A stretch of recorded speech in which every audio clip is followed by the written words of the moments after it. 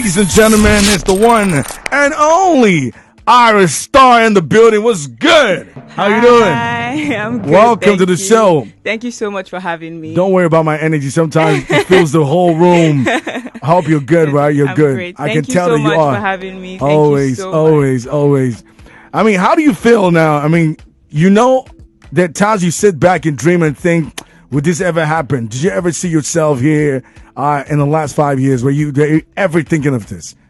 Probably spiritually, I did, but like mentally, I wished it could happen, but I don't know if physically I saw it going to happen. Yeah. But spiritually, mentally, I would always envision myself, on Cool FM, So I'm so grateful for this. I'm so grateful for the opportunity. Who would you say is the biggest inspiration that almost pushed you to do this? Because sometimes people would tell you, I like Barry White, or I used to listen to a lot of Mary J. Blige, or somebody would tell you, I listen to great music from, big stars. And who has been your biggest inspiration that's really pushed you to want to do music?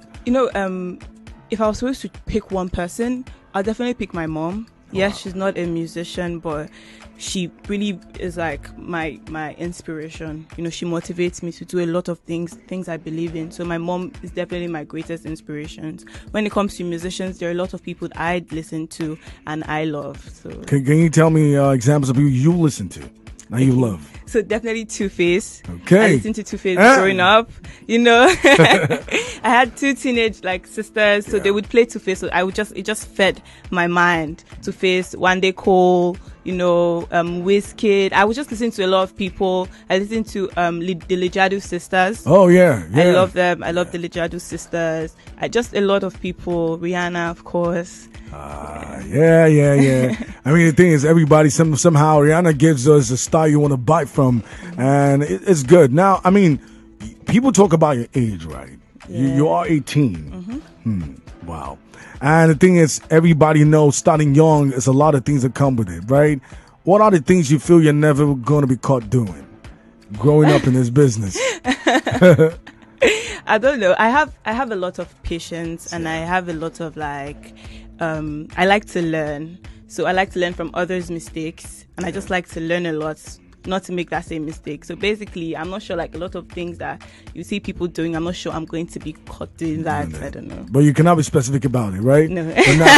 I mean, I know that because the truth is never say never. We say things and say, I'm never going to do this, but never say never. I just want to go with the flow. I'm going with the flow. Okay, your music, you dropped an EP very soon. Which one do you think is the song you connected with the most?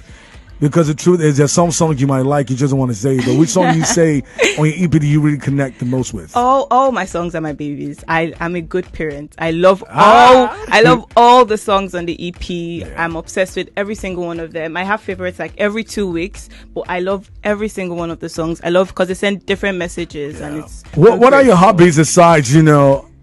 Everybody likes. For me, I almost feel my job is my hobby, right? So what would you say is your hobby aside singing? I love reading. I love reading books. I'm just I like anything that is written. I like written words. I like to read, and I like to watch movies, watch TV shows, watch anything, even documentaries. As long as it's pictures, I just get so happy. How did you get your record deal? Straight up.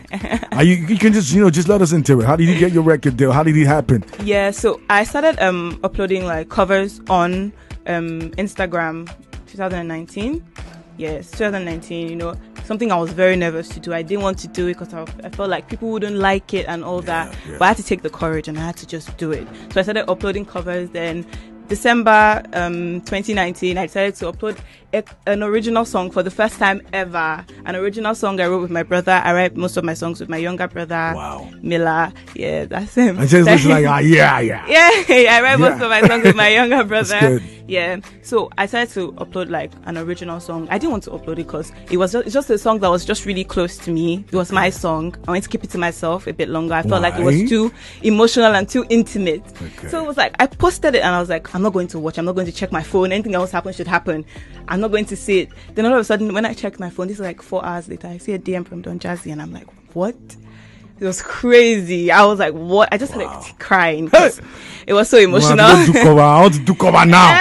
I understand. It doesn't. It's the same way Usher found Justin Bieber. I think it was he posted his song on MySpace, and I mean, it could happen anyways. But you didn't believe that, right?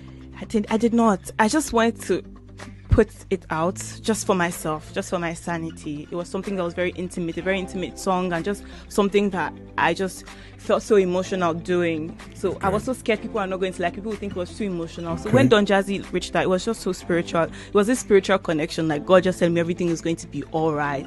I started tearing up when I saw the message. It was everything. I'm gonna cry now. You know, people always, not especially, it's a stereotype system, you know, where people always have to compare you with someone. And you're not the only lady who's got a record deal at the Maven Records. Shout out to Aphrodisia. DJ did a great job too with Savage. You gotta love them, right? And now people talk and compare you to Tems. How do you feel about that? I don't know. I feel it's a compliment to me though, because I'm a young artist and Tems is an amazing musician. I just released music 2 weeks ago, and for people to be able to compare me to such an amazing musician is such a compliment, and I'm so grateful and honored. Would you ever do a song with her? Of course. I like that. Of course. Why not? No, of course. I mean, and that's why. I mean, for everybody, we got to listen to this, and we all sometimes just need to just you know, take music for how we see it, right? Yeah. People are gonna compare you. I'm sure you know that, right? I'm sure you're ready for that. Ready for that. If I'm gonna check your playlist right now, aside your music, what would I catch you listening to right now? I'm listening to a lot of the Lijadu sisters again. I listen to a lot of Hill songs. Okay. So Hill song worship. Well, by the energy, I will. How do you describe your sound? I mean, if you step out of Nigeria, anywhere in Africa, and they ask you that same question, how will you describe your sound to anybody in any part of the world? How would you describe your sound? I really like describing my sound with words and feelings, not genres. I don't like to limit myself to genres, to certain genres. So I like to describe my sound as intense, as free, eye-opening. When you listen to the music, it's kind of euphoric because it takes you to a place where you know that you feel this certain type of freedom. Someone else is saying things that you always felt. Someone else is singing it, but you can't say it out, and someone else is singing it. It's just so euphoric, and you know, like, I'm so excited people feel that. That's what I wanted people to feel, and I'm happy that people can feel that, hear that from the music. Do you sometimes feel like you sing your feelings in your songs? I definitely do. I like to add my experience, people's experiences, and I like to put it into music. So people learn from that, and people understand that, and people feel like, know that they're not the only ones going through specific things, so they feel heard. You know, the thing is, a lot of youngsters like you want to go into music at your age. And the thing is, they talk about education, they talk about sometimes parents don't even support this. I mean, what is it with your parents, and how did you, because they're not going to let you off the hook just like that. How did this happen? Did your parents agree to it? My mom has been so supportive. Even before I even went to do music, she would call me in school, when I'm in school, and she would call me and be like, do music. When Kosola, do music. Like, I had a dream about you. God wants you to do music. Music is for you. And I'm like, I don't want to do it because I just felt like music for women is not the same. So I just had that fear. But once I started to like make music, I just started to like feel this.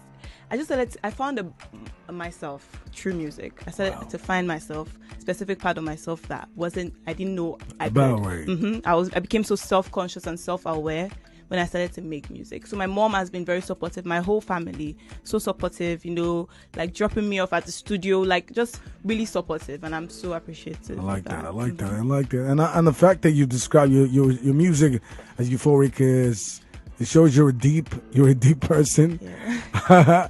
Do you overthink things sometimes, or you just have to? I do overthink things sometimes. I'm a teenager. I'm 18, of course. She just dropped me. I overthink things.